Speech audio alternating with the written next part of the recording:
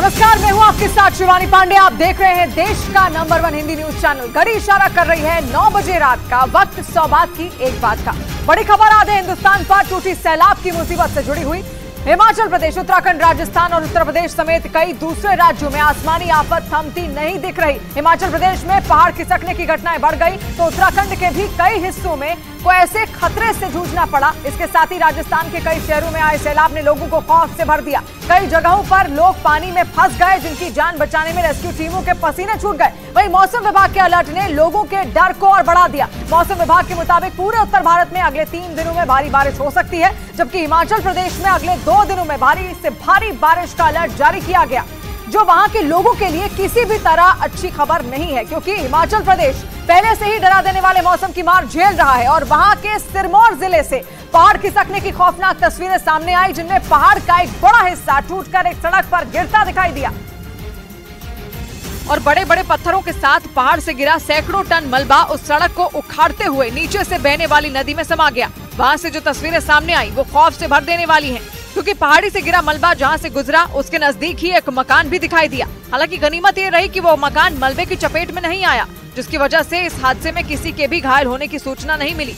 लेकिन पहाड़ खिसकने की घटना की वजह से सिरमौर के शिलाई इलाके को राजधानी शिमला से जोड़ने वाली सड़क को भारी नुकसान पहुंचा, जिसकी वजह से उसे बंद कर दिया गया। इस बीच मौसम विभाग ने हिमाचल प्रदेश में अगले 2 दिनों की बारिश को लेकर ऑरेंज अलर्ट जारी कर दिया, जिसका मतलब है कि राज्य में एक बार फिर मौसम खराब होने की आशंका है, जिससे लोगों की परेशानी बढ़ जाएगी। क्योंकि हिमाचल प्रदेश पहले से ही भारी बारिश से बेहाल है। राज्य में पिछले 1 महीने से आसमान से बारिश के रूप में आफत बरस रही है। लोगों को सबसे ज्यादा परेशानी पहाड़ खिसकने की बढ़ती घटनाओं से है, जिसकी वजह से कई जगहों पर नेशनल हाईवे बंद है तो दूसरी सड़कों का भी बुरा हाल है। इस बीच मौसम विभाग ने हिमाचल के 8 जिलों चंबा, कांगड़ा, कुल्लू, मंडी, बिलासपुर, सोलन और सिरमौर में भारी बारिश की चेतावनी जारी की। यानी भारी बारिश से परेशान लोगों की मुसीबतें और बढ़ जाएंगी। सरकारी आंकड़ों के मुताबिक पिछले 1 महीने में राज्य को मौसम की मार से हजारों करोड़ों का नुकसान हो चुका है। और हिमाचल प्रदेश में बरसती आफत के बीच वहाँ पहाड़ खिसकने की एक और खौफनाक घटना भी देखने को मिली। वहाँ पर पहाड़ से टूटकर आई चट्टानों ने चंडीगढ़ मनाली नेशनल हाईवे को बंद कर दिया, जिसके बाद वहां से निकलना मुश्किल हो गया। बताया गया कि वहां रात करीब 1 बजे पहाड़ दरकने की घटना हुई, जिसके बाद चट्टान के बड़े बड़े टुकड़े खिसककर चंडीगढ़ मनाली नेशनल हाईवे पर आ गए। पहाड़ खिसकने की वजह से वहां इतना मलबा जमा हो गया कि पूरा का पूरा हाईवे जाम हो गया। हालांकि वहां मौजूद उस मलबे को हटाने के लिए खुदाई करने वाली मशीन की मदद ली गई। हालांकि वहां काफी ज्यादा मलबा जमा होने की वजह से लोगों को एक दूसरे रास्ते से जाने की सलाह दी गई, ताकि उन्हें जाम में फंसकर घंटों का इंतजार न करना पड़े। वहीं हिमाचल प्रदेश के शिमला से भी हैरान करने वाला एक वीडियो सामने आया। वहां पर भारी बारिश के बाद जमीन खिसकने की वजह से कई घर बर्बाद हो गए, जबकि कुछ घरों के ऊपर मलबा जमा हो गया। शिमला के रामपुर इलाके से तबाही का जो वीडियो सामने आया, उसमें पहाड़ से पानी के साथ मलबा तेजी से उस इलाके की तरफ बढ़ता दिखाई दिया। पानी के तेज बहाव के साथ आया मलबा इतना ज्यादा था कि देखते ही देखते वहां बने घरों की सूरत बदल गई। चारों तरफ सिर्फ कीचड़ का मलबा ही फैला नजर आया। पहाड़ों पर रुक रुक कर हो रही बारिश की वजह से आए कीचड़ के सैलाब से कई घर बर्बाद हो गए। वहीं जमीन खिसकने की वजह से सड़कों पर इतना मलबा जमा हो गया कि लोगों का पैदल चलना भी मुश्किल हो गया। लगातार हो रही बारिश और जमीन खिसकने के बाद प्रशासन ने अलर्ट जारी कर दिया। उधर उत्तराखंड के उत्तरकाशी में लगातार पहाड़ खिसकने की वजह से गंगोत्री यमुनोत्री हाईवे को बंद करना पड़ गया और वहां भारी बारिश की वजह से लोगों की मुश्किलें बढ़ गई। और ऊपर से पहाड़ भी लगातार खिसक रहे हैं। जगह जगह पहाड़ों के खिसकने से सड़कों को बंद करना पड़ गया, क्योंकि कब पहाड़ किस जगह खिसक जाए कोई कुछ नहीं कह सकता। पहाड़ खिसकने के बाद गंगोत्री यमुनोत्री हाईवे को कई जगहों पर बंद कर दिया गया, जिसकी वजह से लोग रास्ते में ही फंस गए। हालांकि प्रशासन की टीम लगातार हाईवे से मलबे को हटाने में जुट गई, लेकिन लगातार पहाड़ खिसकने से लोग दहशत में आ गए। उत्तराखंड के कई हिस्सों में रुक रुक कर बारिश हो रही है, जिससे पहाड़ खिसकने की घटनाएं भी बढ़ गयी। इधर मूसलाधार बारिश की वजह से उत्तर प्रदेश के नोएडा में हालात बिगड़ गए और भारी बारिश की वजह से स्कूलों में छुट्टी करनी पड़ गई, क्योंकि बारिश के बाद सड़कें तालाब बन गई और कई जगह 3 फीट से ज्यादा पानी भर गया, जिसकी वजह से गाड़ियों की रफ्तार पर ब्रेक लग गया। क्योंकि वहां से सामने आए एक वीडियो में सड़क पर समंदर की तरह लहरें उठती दिखी। सड़क पर भरा पानी कुछ इलाकों में लोगों के घरों में घुस गया। नोएडा के सेक्टर 27 की तस्वीर ये है कि पूरी तरीके से सड़क पर पानी भर चुका है और ये जो पानी है अब घरों के अंदर घुस रहा है। सड़क पर पानी भरने की वजह से कई गाड़ियां खराब हो गयी, जिन्हें धक्के लगाकर पानी के बाहर ले जाना पड़ा। एक तस्वीर में एक शख्स अपने स्कूटर को धक्के लगाकर ले जाता दिखा, लेकिन पानी इतना ज्यादा था कि कुछ दूर जाने पर वो अपना संतुलन खो बैठा और स्कूटर पानी में पलट गया। वहीं एक दूसरे वीडियो में बीच सड़क पर एक कार बंद पड़ गई, जिसकी वजह से वहां जाम लग गया। इसी वीडियो में पीछे से आ रहा एक ऑटो भी सड़क पर पानी भरने की वजह से खराब हो गया। नोएडा में बिगड़े मौसम की वजह से दिन के वक्त इतना अंधेरा छा गया कि गाड़ियों को हेडलाइट जलानी पड़ी। उधर कुछ घंटों की बारिश ने एक बार फिर दिल्ली में लोगों की परेशानी बढ़ा दी, क्योंकि आसमान से बरसी आफत की वजह से दिल्ली की सड़कों पर कई जगह पानी भर गया, जिसकी वजह से लंबा ट्रैफिक जाम लग गया। दिल्ली के गीता कॉलोनी इलाके में सड़क पर पानी भरने की वजह से गाड़ियां रेंगती दिखी।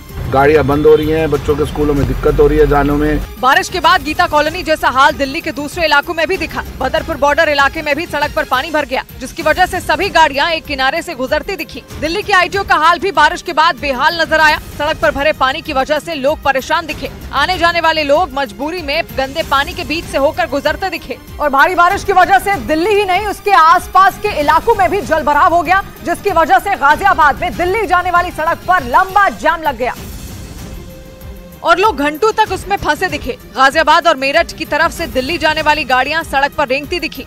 दिल्ली में गाजीपुर इलाके के पास का जो इलाका है, यहाँ पर तस्वीरें देखें तो लगातार ये जो जाम है, जाम की स्थिति यहाँ पर उत्पन्न हो रही है। बारिश के बाद गाजियाबाद में ठाकुर द्वारा फ्लाईओवर, हापुड़ चुंगी, मेरठ तिराहा, Mohan Nagar, Gaushala underpass, NH24 elevated road, Arthala metro station के पास और साहिबाबाद में राजेंद्र नगर के पास लोग ट्रैफिक जाम से जूझते दिखे, क्योंकि इनमें से ज्यादातर जगहों पर बारिश का पानी भर गया था।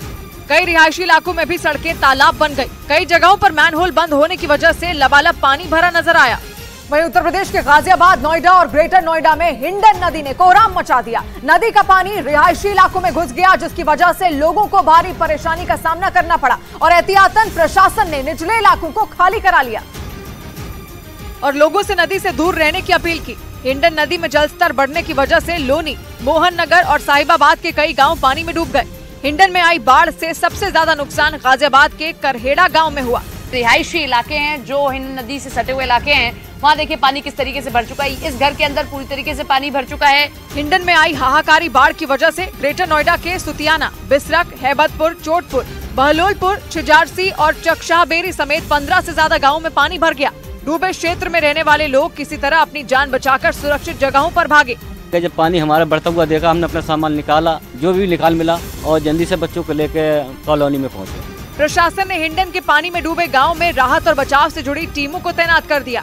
इस बीच दिल्ली के पास ग्रेटर नोएडा में हिंडन नदी के पानी में 350 से ज्यादा गाड़ियों ने जल समाधि ले ली। यमुना की तरह हिंडन नदी का जलस्तर बढ़ने से ग्रेटर नोएडा के कई इलाकों में बाढ़ जैसे हालात बन गए। नदी का पानी एक कार डंपिंग यार्ड में भी घुस गया और जिसका वीडियो भी सोशल मीडिया पर वायरल हो गया, जिसमें ग्रेटर नोएडा के एक इलाके में बड़ी संख्या में खड़ी कारें डूबी दिखाई दी। जो वीडियो वायरल हुआ उसमें सफेद रंग की 350 से ज्यादा गाड़ियां गले तक डूबी नजर आईं। ड्रोन से बनाए गए एक वीडियो में कारों की सिर्फ छत ही दिखाई दी, लेकिन हालात तब और बिगड़ गए जब एक रोज बाद कारों का पूरा यार्ड ही आंखों से ओझल हो गया। यार्ड ही नहीं बल्कि पूरे इलाके पर हिंडन नदी ने अपना कब्जा जमा लिया। नोएडा, ग्रेटर नोएडा और उन इलाकों में जहाँ पर हिंडन गुजरती है, बहुत बुरे हालात हैं। जो यार्ड था वो अब कहीं दूर इस पानी में पूरी तरीके से डूब चुका है। बताएगा कि जहां पानी भरा वो ओला कंपनी की कार का एक डंप यार्ड है, जहां रिकवर की गई गाड़ियां और दूसरी खराब गाड़ियों को रखा जाता है। उधर दिल्ली के पास उत्तर प्रदेश के गाजियाबाद में भारी बारिश ने लोगों की मुसीबतें बढ़ा दी हैं। कुछ घंटे की मूसलाधार बारिश से सड़कों पर कमर तक पानी भर गया, जिससे कई गाड़ियां आधी से ज्यादा डूब गईं। भारी बारिश से सड़कें हो या गलियां, चारों तरफ पानी ही पानी दिखाई दिया, जिसकी वजह से लोगों की मुश्किलें बढ़ गई, क्योंकि रिहायशी इलाकों में बारिश का पानी जमा होने की वजह से लोगों का अपने घर से बाहर निकलना मुश्किल हो गया। दिल्ली में, NCR में, नोएडा में, गाजियाबाद में जनजीवन है वह अस्त व्यस्त हो गया है। पिछले कुछ घंटों की बारिश ने ऐसा कोहराम मचाया कि हाईवे पर घुटनों तक पानी जमा हो गया, जिससे वहां लंबा जाम लग गया। जबकि एलिवेटेड रोड के नीचे बारिश का पानी भरने से कई गाड़ियां डूबी नजर आईं। हालांकि फिर भी लोग जान जोखिम में डालकर सैलाब को पार करते दिखाई दिए। इस बीच मौसम विभाग ने पूरे उत्तर भारत में अगले 3 दिनों तक आसमानी आफत के खतरे का अनुमान जताया। इसके साथ ही कई राज्यों में लोगों से सावधान रहने की अपील की गई, क्योंकि अगले 3 दिनों तक पूरे उत्तर भारत में भारी बारिश का अनुमान है। मौसम विभाग के मुताबिक उत्तराखंड और चंडीगढ़ के साथ उत्तरी हरियाणा और पश्चिमी उत्तर प्रदेश में भी मूसलाधार बारिश होगी। वहीं दिल्ली, NCR में अगले 24 घंटों तक बारिश का अनुमान जताया गया, जिसका मतलब है कि इन राज्यों में रहने वाले लोगों को शुक्रवार तक आसमानी आफत से राहत मिलने की संभावना कम है। जबकि उत्तर भारत के कई राज्य पिछले कई दिनों से बारिश की मार झेल रहे हैं। जगह जगह भारी बारिश से बाढ़ जैसे हालात हैं, तो ज्यादातर नदियां उफान पर हैं। जिसकी वजह से कई इलाकों के डूबने का खतरा भी बढ़ गया। इसके अलावा पूर्वोत्तर के राज्यों में भी भारी बारिश का अनुमान जताया गया। उधर राजस्थान के उदयपुर से आई तस्वीरों ने सभी को खौफ से भर दिया। उन तस्वीरों में खतरनाक लहरों में फंसे 2 लोगों के रेस्क्यू के लिए बचाव कर्मी अपनी जान को दांव पर लगाते हुए दिखाई दिए। और वहां से जो तस्वीरें सामने आई उनमें बिजली की रफ्तार से दौड़ते सैलाब के बीच 2 युवक फंसे हुए नजर आए। खतरनाक उफनती लहरों में फंसे वो दोनों युवक पुल पर बनी रेलिंग के सहारे अपनी जान बचाने की कोशिश करते दिखे। तेज बहाव के बीच उन्हें बचाना तो दूर, किसी का उनके करीब तक पहुंचना भी मुश्किल नजर आने लगा। इस घटना की सूचना फौरन प्रशासन को दी गई। जानकारी मिलने पर वहां पहुंचे बचाव कर्मियों ने क्रेन की मदद से उन युवकों के पास एक रस्सी पहुंचाई और काफी मशक्कत के बाद उन्हें सैलाब से सुरक्षित बाहर निकाल लिया। ये अपनी वीडियो बनाने के चक्कर में अंदर उतर गए थे। चश्मदीदों के मुताबिक दोनों युवकों ने मोटरसाइकिल पर बैठकर उस सैलाब को पार करने की कोशिश की जो उन पर भारी पड़ गई। वहीं राजस्थान की राजधानी जयपुर में कुछ घंटों की बारिश से कई रिहायशी इलाकों में पानी भर गया, जिसकी वजह से लोगों का जीना मुहाल हो गया। क्योंकि मूसलाधार बारिश की वजह से सड़कों पर घुटनों से ऊपर तक पानी जमा हो गया। वहां से जो तस्वीर सामने आई उसमें सड़कों पर सैलाब दिखाई दिया, जिसमें कई गाड़ियां गुजरती नजर आई।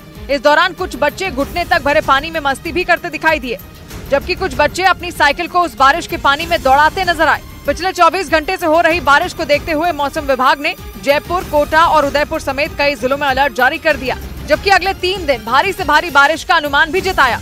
उधर राजस्थान के बीकानेर में मूसलाधार बारिश के बाद बाढ़ जैसे हालात बन गए और कई इलाकों में जल भराव की वजह से गाड़ियों की रफ्तार पर ब्रेक लग गया, क्योंकि तेज बारिश के बाद वहां की सड़कें तालाब में तब्दील हो गई और उन पर खड़ी गाड़ियों और रेहड़ी के पहिए पानी में डूबे दिखे, जबकि सड़क पर पानी भरने की वजह से एक स्कूटर पानी में पलटा नजर आया। वहीं दूसरी तस्वीर में एक आदमी अपने स्कूटर को धक्के लगाकर ले जाता दिखा, क्योंकि वहां चारों तरफ सिर्फ पानी ही पानी नजर आया, जिसे देखकर ऐसा लगा मानो सड़कें सैलाब में समा गई हो और वहां नदी बहने लगी हो। आसमान से बरसी आफत की वजह से सरकारी अस्पताल में बारिश का पानी घुस गया। अस्पताल के कमरों में पानी भरने से वहां भर्ती मरीजों को परेशानी का सामना करना पड़ा। वहीं अस्पताल से निकलने वाले मरीज भी अपने घर तक जाने के लिए ट्रैक्टर का सहारा लेते दिखाई दिए, क्योंकि रिहायशी इलाकों में ज्यादातर जगहों पर बारिश का पानी भर गया। इधर उत्तर प्रदेश की मथुरा में आधे घंटे की बारिश ने लोगों को खौफ से भर दिया, क्योंकि सड़कों पर पानी नदी की तरह बहने लगा, जिसका एक डरावना वीडियो भी सामने आया, जिसमें एक ई रिक्शा किसी तिनके की तरह बहता दिखाई दिया, जबकि ई रिक्शा चालक उसे सैलाब में बहने से रोकने की पुरजोर कोशिश करता नजर आया। उसने पानी के तेज बहाव में उसको बहने से रोकने के लिए अपनी जान जोखिम में डाल दी। सैलाब में बहते ई रिक्शा को रोकने के लिए उसने पूरी ताकत लगा दी। वो उसके लिए सामने भी आया, लेकिन पानी का बहाव इतना ज्यादा था कि ई रिक्शा उसमें बह गया। इस दौरान कुछ और लोगों ने उसकी मदद करने की कोशिश भी की, पर ई रिक्शा सैलाब के साथ बह गया। इतना ही नहीं, पानी अपने साथ एक ठेले को भी बहा ले गया। कुछ देर की बारिश के बाद वहाँ हालात ऐसे बन गए मानो कोई नदी सड़क पर तेज रफ्तार में बहने लगी हो और गलियां समंदर में तब्दील हो गयी। उधर यूपी के बागपत से हैरान करने वाला एक वीडियो सामने आया, जिसमें बाढ़ के बीच यमुना नदी में पाइपलाइन फटने की आशंका से हड़कंप मच गया और वहां लोगों की भीड़ जमा हो गई। इसका जो वीडियो सामने आया उसमें तेज आवाज के साथ यमुना नदी के बीच तूफान सा उठता दिखा, जिसकी आवाज से आसपास के इलाकों में बसे लोग वहां इकट्ठा हो गए और ये नजारा देखकर दंग रह गए। 20 फुट 25 फुट पानी ऊपर उठ कर चल रहा है, ये पता नहीं है क्या है इसमें क्या नहीं है। वहाँ मौजूद लोगों के मुताबिक जैसे ही लोग वहाँ पहुँचे, पानी कई फीट तक ऊपर उठता दिखा, जिसे देखकर ऐसा लगा जैसे यमुना नदी के बीच कोई पाइपलाइन फट गई हो, जिसके प्रेशर की वजह से पानी ऊपर उठने लगा। हालांकि अभी इस बात की पुष्टि नहीं हुई कि यमुना नदी में अचानक इस तरह पानी क्यों उठने लगा, लेकिन जिसने भी ये नजारा देखा वो हैरान रह गया। इस बीच तेलंगाना के मुलुगु जिले में मूसलाधार बारिश के बाद बाढ़ जैसे हालात बन गए और वहां 2 दिनों की बारिश में नदी और नाले उफान पर आ गए। इस बीच एक नदी का पानी वहां से गुजरने वाले नेशनल हाईवे 164 के ऊपर से बहने लगा, जिसकी वजह से उस पर आने जाने वाले लोगों की मुसीबतें बढ़ गई। वहां से आई तस्वीरों में नेशनल हाईवे 164 के ऊपर सैलाब बहता नजर आया। खतरनाक उफनती लहरों के बीच लोग वहां जान जोखिम में डालकर नदी पर बने पुल को पार करते दिखाई दिए। इस दौरान एक एम्बुलेंस भी वहां से गुजरती दिखाई दी। इतना ही नहीं, कुछ लोग तो तेज बहाव के बीच पैदल ही पुल को पार करते दिखे। हालांकि खतरे को देखते हुए प्रशासन ने अलर्ट जारी कर दिया। इधर से क्रॉस करने के लिए माना किया और पेडेस्ट्रियंस और मोटरसाइकिल वाले भी वो इंस्ट्रक्शन दे दिया। मौसम विभाग ने मुलुगु और उसके आसपास के जिलों में भारी बारिश की आशंका जताई है। ऐसे में आने वाले दिनों में वहां के लोगों की परेशानियां और ज्यादा बढ़ सकती हैं। वहीं तेलंगाना के वारंगल में बाढ़ में फंसे लोगों का रेस्क्यू किया गया। वहां पर लगातार बारिश के बाद आई बाढ़ ने लोगों की मुश्किलें बढ़ा दी और हाल इस कदर खराब हो गए कि लोगों का जीना मुहाल हो गया। और लोगों को अपना घर छोड़ना पड़ा। वहां से जो वीडियो सामने आया उसमें वहां मौजूद घर पानी में आधे डूबे दिखे और वहां हर तरफ सिर्फ पानी का ही कब्जा नजर आया, जिसे देखते हुए प्रशासन ने वो इलाका खाली करने का आदेश जारी कर दिया। जिसके बाद एनडीआरएफ की टीम वहां पहुंची और बाढ़ में फंसे लोगों का रेस्क्यू किया। वहां से जो तस्वीरें सामने आई उसमें एनडीआरएफ की टीम नाव के सहारे लोगों को वहां से निकालते दिखे। वहीं इसके बाद पुलिस अधिकारियों की टीम ने भी ट्रैक्टर के जरिए उस इलाके का निरीक्षण किया और वहां फंसे लोगों का पता लगाने की कोशिश की ताकि वक्त रहते सभी लोगों को वहां से निकाला जा सके। उधर महाराष्ट्र के कोल्हापुर में राधानगरी डैम से पानी छोड़े जाने के बाद भोगावती नदी का जलस्तर बढ़ गया, जिससे नदी के आसपास के इलाकों में बाढ़ का खतरा मंडराने लगा।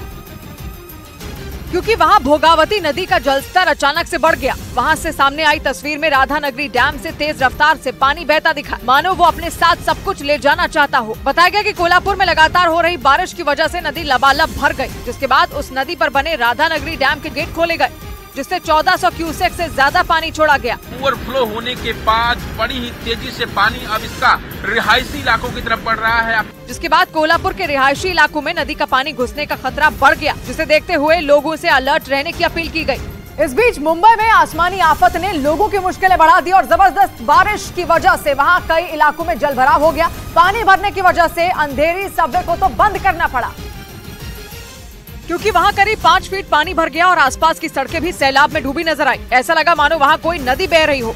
सड़क पर बह रहे पानी की रफ्तार इतनी ज्यादा थी कि वो अपने साथ सब कुछ बहा ले जाने पर आमादा दिखी। पूरे इलाके में जलभराव और पानी के तेज बहाव को देखते हुए बीएमसी और पुलिस ने एहतियातन अंधेरी सबवे को बंद कर दिया। इसके साथ ही वहां से गुजरने वालों पर नजर रखने के लिए बीएमसी के कर्मचारी तैनात दिखे, ताकि आने जाने वालों को सैलाब के खतरे से आगाह किया जा सके। हालांकि अंधेरी सबवे बंद होने की वजह से लोगों की परेशानी कई गुना बढ़ गई। उधर भारत से पाकिस्तान गई अंजू और नसरुल्लाह की शादी का दावा किया गया। पाकिस्तान की मीडिया के मुताबिक अंजू ने पहले इस्लाम धर्म को अपनाया, फिर उनका नाम फातिमा रखा गया, जिसके बाद उन्होंने अपने दोस्त नसरुल्लाह खान से शादी कर ली। और वहां की मीडिया के मुताबिक इस शादी की पुष्टि निकाह पढ़वाने वाले काजी ने की, जिसके बाद अंजू और नसरुल्लाह का एक निकाह नामा भी पाकिस्तान की मीडिया ने जारी किया। दावे के मुताबिक अंजू और नसरुल्लाह की शादी एक रोज पहले खैबर पख्तूनख्वा के मलकंद जिले की एक कोर्ट में हुई, लेकिन उससे पहले अंजू का धर्म परिवर्तन कराया गया और उसका नाम फातिमा रखा गया। पाकिस्तान की मीडिया के मुताबिक नसरुल्लाह ने अदालत की अनुमति लेने के बाद अंजू से शादी की, जबकि अंजू पहले से शादीशुदा हैं और भारत में उनके 2 बच्चे भी हैं। अंजू के परिवार वालों के मुताबिक अंजू की शादी अरविंद से 2007 में हुई थी। दावा ये है कि सोशल मीडिया पर नसरुल्लाह से हुई दोस्ती के बाद अंजू अपने पति को बिना बताए 6 रोज पहले पाकिस्तान चली गयी और वहाँ अंजू ने अपने फेसबुक दोस्त नसरुल्लाह खान से शादी कर ली। पाकिस्तान की मीडिया के मुताबिक नसरुल्लाह से शादी करने पर अंजू को मेहर की रकम में 10,000 पाकिस्तानी रुपए और 10 तोला सोना मिला, जिसका जिक्र उस निकाह नामे में भी है, जिसे पाकिस्तान की मीडिया ने जारी किया। वहीं अंजू का एक हलफनामा भी सामने आया, जिसे खैबर पख्तूनख्वा की अदालत को दिया गया। उस हलफनामे में लिखा गया कि अंजू ने अपनी मर्जी से नसरुल्लाह खान से शादी की और ये भी लिखा कि अंजू को मेहर की रकम के तौर पर पाकिस्तानी 10,000 रुपए और 10 तोला सोना मिला। पाकिस्तान की मीडिया के मुताबिक इस हलफनामे को अंजू ने खैबर पख्तूनख्वा की अदालत में दिया, जिसमें उन्होंने लिखा कि बिना दबाव के अपनी मर्जी से इस्लाम धर्म को स्वीकार किया। इससे पहले पाकिस्तान की मीडिया ने अंजू और नसरुल्लाह खान के एक वीडियो को भी जारी किया और दावा किया गया कि वीडियो अंजू और नसरुल्लाह खान के प्री वेडिंग शूट का है, मतलब शादी से पहले बनाया गया वीडियो। उधर पाकिस्तान की मीडिया और वहां के अधिकारियों ने अंजू की नसरुल्लाह खान से शादी की पुष्टि की, तो इस बीच पाकिस्तान से अंजू का एक वीडियो सामने आया, जिसमें अंजू ने पाकिस्तान में नसरुल्लाह से शादी होने से इनकार किया और वीडियो में अंजू ने यह बताया कि वो सिर्फ अपने दोस्त नसरुल्लाह से मिलने पाकिस्तान आई है और 1-2 दिन में वो वापस भारत लौट आएंगी। जबकि पाकिस्तान की मीडिया ने अंजू के हलफनामे की एक तस्वीर जारी की, जिसमें नसरुल्लाह के साथ उनकी शादी का जिक्र किया गया, लेकिन अंजू ने नसरुल्लाह के साथ शादी की खबर से इनकार कर दिया। क्या क्या इशू बना रहे हैं लोग, क्योंकि मेरे दोस्त के पास आई हूँ तो इसलिए इशू बना रहे हैं कि कोई कह रहा है सगाई कर रहे हैं, कोई कह रहा है शादी कर रहे हैं, पर ऐसा कुछ भी नहीं है।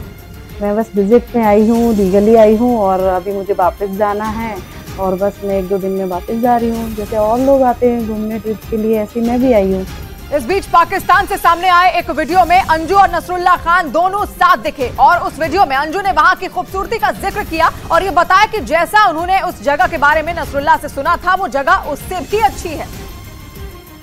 बहुत ज़्यादा खूबसूरत लगा, बहुत खूबसूरत। तो जैसे सोचते हैं, जैसे बोला था लोगों ने, जैसे सुना था, उससे ज़्यादा खूबसूरत है। पता चल रहा है, बहुत पीस ऑफ माइंड है, बहुत अच्छी फीलिंग आ रही है यहाँ पे आके, बहुत ही अच्छा।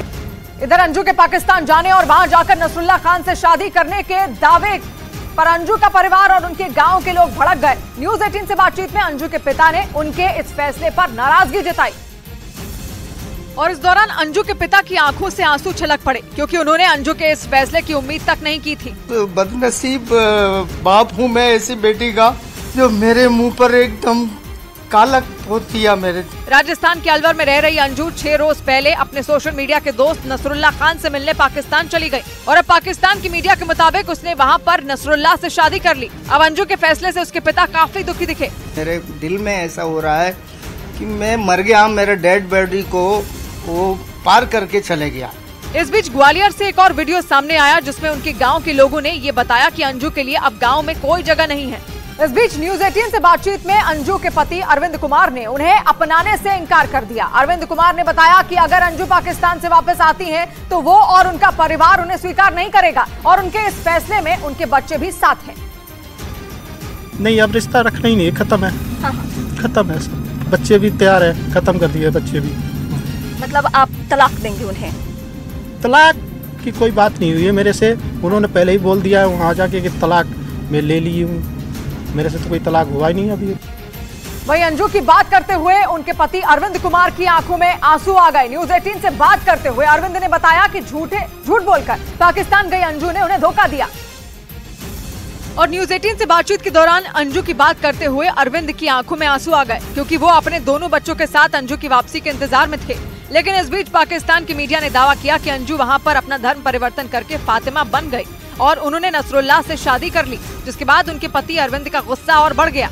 ऐसे करने से मेरे को धोखे में दिया, मैं अब उसको दिल, उसने मेरा तोड़ दिया सब कुछ। जानकारी के मुताबिक अंजू 21 जुलाई को अपने पति को बिना बताए अपने दोस्त नसरुल्लाह से मिलने पाकिस्तान चली गई, जिसकी जानकारी मिलने पर अरविंद के परिवार में हड़कंप मच गया। एक हमारा छोटा बच्चा खाना नहीं खा रहा, मम्मी को याद कर रहा है। अंजू के पति अरविंद को उम्मीद थी कि वो पाकिस्तान से जल्द वापस आ जाएंगी, लेकिन अरविंद के मुताबिक उनकी शादी की खबरों को सुनकर उनका भरोसा टूट गया। इस बीच अंजू और उनके दोस्त नसरुल्लाह खान के प्री वेडिंग वीडियो शूट पर सवाल उठने के बाद वीडियो को शूट करने वाले पाकिस्तान के ब्लॉगर नोमान खान ने सफाई दी। उन्होंने न्यूज 18 से बातचीत में वीडियो पर बताया कि वो प्री वेडिंग शूट नहीं था बल्कि एक सामान्य वीडियो था और नोमान के मुताबिक उन्होंने सिर्फ अपने दोस्त नसरुल्लाह की मदद की। जो वीडियो रिकॉर्ड किया गया उसमें नसरुल्लाह ने अंजू को पाकिस्तान की खूबसूरत जगहों का दीदार कराया, लेकिन जब उनसे प्री वेडिंग शूट पर सवाल किया गया तो उन्होंने इससे साफ इनकार कर दिया।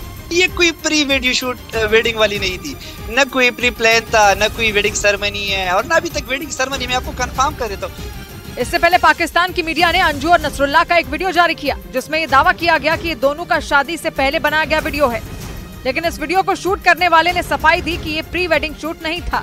वहीं अंजू का भी एक बयान सामने आया जिसमें उन्होंने पाकिस्तान में नसरुल्लाह से शादी होने की खबरों से इनकार कर दिया। उधर इटली के सिसिली के जंगलों में लगी आग ने विकराल रूप ले लिया, जिसका हैरान करने वाला एक वीडियो सामने आया जिसमें वहां के हाईवे के दोनों तरफ आग की लपटें उठती नजर आई। आग इतनी भयंकर थी कि उसके धुएं ने पूरे हाईवे को घेर लिया। ऐसे में उस हाईवे से गुजरने वाले लोगों की जान खतरे में पड़ गई क्योंकि जंगलों में लगी आग धीरे धीरे हाईवे की तरफ बढ़ रही थी। वहां से जो तस्वीरें सामने आई उसमें सड़क किनारे लगे पेड़ जलते दिखे, जिसके काले धुएं की वजह से पूरा आसमान ढक गया। जंगल में आग इतनी ज्यादा फैल गई कि जहां तक नजर गई सिर्फ आग की लपटें ही नजर आई। बताया गया कि इस आग ने सैकड़ों एकड़ के जंगलों को राख कर दिया। वहीं इस आग की चपेट में आने से 4 लोगों की मौत हो गई जबकि कई लोग घायल हो गए क्योंकि सिसिली के जंगलों में लगी आग की वजह से लोगों की जान पर बनाई और वहां जंगलों में लगी आग के बीच से जान बचाकर भाग निकलने का एक खौफनाक वीडियो सामने आया जिसमें कुछ ही पलों में आग की लपटों ने पूरी कार को घेर लिया, जिसके बाद उस कार में सवार महिला ने हिम्मत दिखाई और उस आग को चीरते हुए भाग निकली। इसका जो वीडियो सामने आया उसमें वो गाड़ी उस हाईवे से गुजर रही थी जो आग की लपटों से घिरा हुआ था। जैसे जैसे वो गाड़ी आगे बढ़ रही थी आग की लपटें भी बढ़ती नजर आईं और एक पल ऐसा आया जब आग की लपटें लावा की तरह उस गाड़ी के चारों तरफ फैल गईं। ऐसे में उस गाड़ी में सवार लोगों की जान हलक में अटक गई और वो चिल्लाते हुए उस आग को चीरते हुए निकल गए। इस खौफनाक वीडियो को जिसने भी देखा उसका दिल दहल गया। इधर दिल्ली के नजदीक ग्रेटर नोएडा के रहने वाले गिरिजेश नाम के आदमी ने दावा किया कि सचिन ने बीड़ी पीने की लत की वजह से सीमा हैदर की पिटाई की थी और पाकिस्तान से नेपाल के रास्ते 13 मई को सीमा अपने बच्चों के साथ भारत पहुंची थी। इसके बाद दोनों गिरिजेश के ही मकान में करीब 1.5 महीने तक किराए पर रह रहे थे और जब न्यूज 18 की टीम ने मकान मालिक गिरजेश से बातचीत की तो उन्होंने सीमा हैदर और सचिन से जुड़ी कई चौंकाने वाली बातें बताई। गिरजेश ने दावा किया कि 1.5 महीने के अंदर सचिन और सीमा हैदर के बीच कई बार झगड़े हुए थे। उन्होंने ये भी बताया कि सीमा हैदर को बीड़ी पीने की लत थी, जिसकी वजह से सचिन ने उन्हें पीटा भी था। उसने बोला कि मैंने इससे कई बार मना किया है कि बीड़ी मत पिया कर, ये मानती ना है, इस बात पे झगड़ा हुआ। गिरजेश के मुताबिक सचिन एक दुकान पर काम करता था और सीमा बार बार उन्हें फोन करती थी, जिसकी वजह से भी उन दोनों के बीच कई बार झगड़े हुए थे। उन्होंने ये भी बताया कि 1.5 महीने में उन्हें कभी नहीं लगा कि सीमा पाकिस्तानी है। उधर कर्नाटक के रायचूर से दिल दहला देने वाला एक वीडियो सामने आया। वहां पर एक तेज रफ्तार कार ने मोटरसाइकिल को जोरदार टक्कर मार दी और फिर सड़क किनारे जा रही 2 छात्राओं को रौंदती चली गई। ये घटना उस वक्त हुई जब मोटरसाइकिल सवार ने कट पर यू टर्न लेने की कोशिश की और उसी वक्त सामने से आ रही बेकाबू कार उस मोटरसाइकिल को टक्कर मारते हुए सड़क किनारे चल रही कुछ छात्राओं को कुचलती चली गई। इस घटना का जो सीसीटीवी वीडियो सामने आया उसमें कुछ छात्राएं सड़क किनारे जाती नजर आई। तभी वहां से एक मोटरसाइकिल सवार एक कट पर यू टर्न लेता दिखा, लेकिन जैसे ही वो सड़क के बीचों बीच पहुंचा तभी सामने से आ रही तेज रफ्तार उस कार ने उस मोटरसाइकिल को टक्कर मारी और फिर वो कार सड़क किनारे जा रही 2 छात्राओं को रौंदती चली गई। टक्कर इतनी जोरदार थी कि मोटरसाइकिल घिसटती हुई सड़क के बीचों बीच जा पहुंची, जबकि हादसे का शिकार हुई एक छात्रा उछलकर काफी दूर जा गिरी। इस घटना से वहां हड़कंप मच गया और देखते ही देखते वहां लोगों की भीड़ जमा हो गई। बताया गया कि इस सड़क हादसे में मोटरसाइकिल सवार और वो छात्रा बुरी तरह घायल हो गए। इधर बिहार की कटिहार पुलिस पर प्रदर्शनकारियों पर फायरिंग करने का आरोप लगा, जिसमें एक आदमी की मौत हो गई और 2 लोग घायल हो गए। प्रदर्शनकारियों ने आरोप लगाया कि बिजली कटौती के खिलाफ प्रदर्शन के दौरान पुलिस ने फायरिंग की, जिससे वहां हड़कंप मच गया। वहां से सामने आए वीडियो में अफरा तफरी का माहौल देखने को मिला। वहीं जमीन पर खून से लथपथ 3 लोग बेसुध पड़े नजर आए। बताया गया कि लगातार बिजली कटौती के खिलाफ कुछ लोग वहां प्रदर्शन कर रहे थे। आरोप है कि गुस्साए लोगों को रोकने के लिए पुलिस ने लाठीचार्ज और फायरिंग की, जिसमें 3 लोगों को गोली लग गई, जिससे अफरा तफरी फैल गई। जिसके बाद उस इलाके में पुलिस बल तैनात कर दिया गया। वहीं पुलिस के मुताबिक गोली लगने से एक आदमी की मौत हो गई। इस बीच उत्तर प्रदेश के मुरादाबाद से दिल दहला देने वाला एक वीडियो सामने आया, जिसमें बेखौफ बदमाश एक घर के बाहर बम और गोलियां चलाते हुए दिखे। इस वीडियो के वायरल होने के बाद पुलिस ने हमला करने के आरोप में 8 लोगों को गिरफ्तार कर लिया, क्योंकि ये वही बदमाश बताए गए जो उस वायरल वीडियो में घर के बाहर बम फोड़ते और फायरिंग करते दिखे। वीडियो में आधा दर्जन से ज्यादा लोग दिखाई दिए। उनमें धारीदार टी-शर्ट पहना एक बदमाश कटघर इलाके में एक घर के बाहर फायरिंग करता दिखा और उसने अपने दोनों हाथों में असलहे पकड़े हुए थे, जिनसे वो फिल्मी अंदाज में बारी बारी से गोलियां चलाता दिखा। जबकि उसके साथ आए बदमाशों ने एक-एक कर उस घर पर बम फोड़े और उनमें कुछ इस पूरी वारदात का वीडियो बनाते दिखे। इसी वीडियो के आधार पर पुलिस ने बाद में उन्हें गिरफ्तार कर लिया और उस घर की महिला ने भी पुलिस से आरोपियों के खिलाफ शिकायत दर्ज कराई। उधर उत्तर प्रदेश के मऊ जिले में मामूली लेन देन के विवाद में एक आदमी की पीट कर हत्या कर दी गई, जिसका हैरान कर देने वाला एक सीसीटीवी वीडियो भी सामने आया। और सामने आए उस सीसीटीवी वीडियो में कुछ लोग हाथों में लाठी लिए जाते दिखे और उन्होंने कुछ दूरी पर एक मकान के बाहर बैठे लोगों पर हमला कर दिया। इस दौरान उनके कुछ और साथी भी वहां हथियारों के साथ पहुंचे। उन लोगों ने भी उस परिवार के लोगों को जमकर पीटा, जिससे उस परिवार के 6 लोग गंभीर रूप से घायल हो गए। बाद में उनमें एक आदमी के इलाज के दौरान मौत हो गई, जिससे परिवार में कोहराम मच गया। बताया गया पूरा विवाद 3000 रुपए के लेन देन की वजह से हुआ, जिस पर सराय लखनसी थाना क्षेत्र के नसीरपुर गांव में दबंगों ने उस परिवार पर हमला कर दिया। इधर उत्तर प्रदेश के शाहजहांपुर से हैरान करने वाला एक मामला सामने आया। आरोप लगा कि एक डॉक्टर ने अपने साथियों के साथ मिलकर मरीज और उसके परिजनों की बुरी तरह से पिटाई की, जिसका वीडियो सोशल मीडिया पर वायरल हो गया। बताया गया कि मरीज का इलाज ठीक से नहीं होने पर उसने डॉक्टर से पर्चे की मांग की, जिस पर डॉक्टर ने भड़ककर मरीज और उसके परिजनों की पिटाई कर दी। इस घटना में डॉक्टर के कई साथी भी मारपीट करते नजर आए। हंगामा बढ़ने पर पुलिस घटनास्थल पर पहुंची और उन्हें रोकती नजर आई, लेकिन पुलिस के रोकने पर भी डॉक्टर और उसके साथी मारपीट करते रहे। ये पूरी घटना वहां मौजूद किसी शख्स ने रिकॉर्ड कर ली, जिसके बाद वीडियो सोशल मीडिया पर वायरल हो गया, जिसके बाद पुलिस इस मामले की जांच में जुट गई।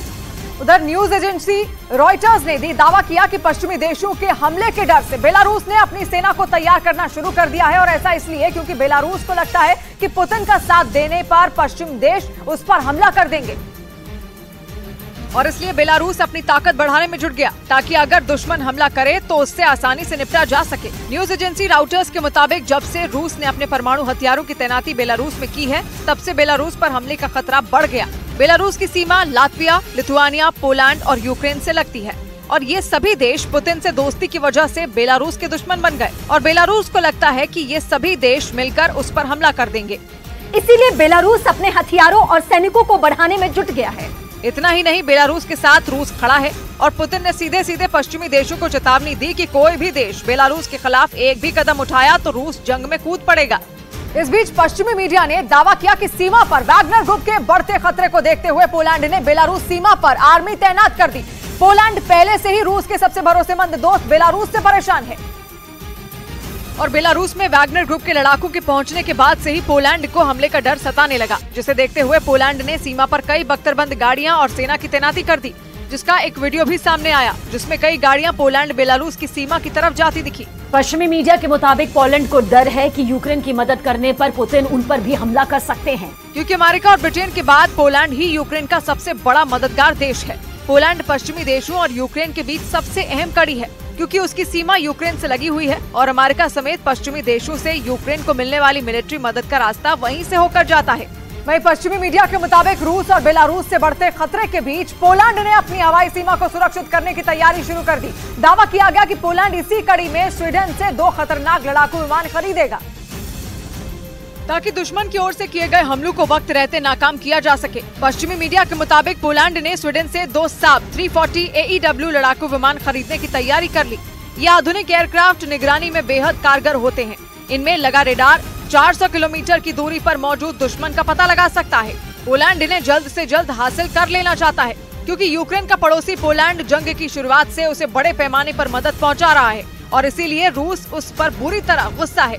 इतना ही नहीं, पोलैंड के पड़ोसी और रूस के साथी बेलारूस ने भी उस पर निगाहें गड़ा रखी हैं। दावा किया गया कि इसीलिए पोलैंड ने 2 तरफा खतरों से निपटने की तैयारी शुरू कर दी। उधर अमेरिकी अखबार द वॉशिंगटन पोस्ट ने दावा किया कि वैगनर ग्रुप के विद्रोह का प्लान जानते हुए भी पुतिन ने वक्त रहते कोई कदम नहीं उठाया। इस अखबार के मुताबिक रूस की सुरक्षा एजेंसियों ने बगावत की जानकारी 2-3 दिन पहले पुतिन को दी थी, लेकिन इसके बावजूद पुतिन शांत रहे और उन्होंने वैगनर ग्रुप के लड़ाकों के खिलाफ कोई कार्रवाई का आदेश जारी नहीं किया।